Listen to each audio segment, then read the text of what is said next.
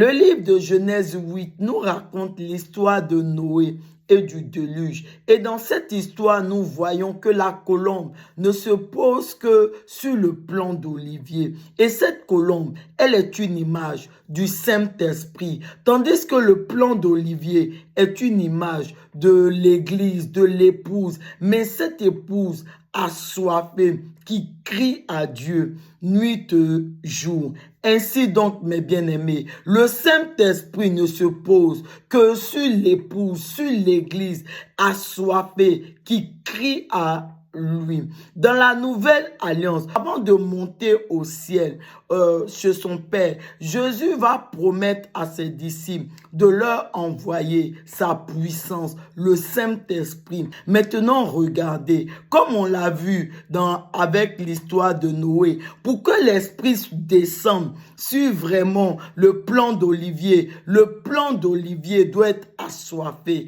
et va crier à lui. Et donc, c'est pour cela que les disciples, les 120 disciples, vont vraiment se mettre dans la chambre haute et ils vont vraiment prier. Ils vont crier à Dieu nuit et jour. Ils seront assoiffés pour recevoir la puissance du Saint-Esprit. Et donc, au bout des 10 jours, ils vont prier, ils vont crier à Dieu à tel point qu'ils vont recevoir la puissance du Saint-Esprit. Le Saint-Esprit va descendre et va venir se poser sur leur vie.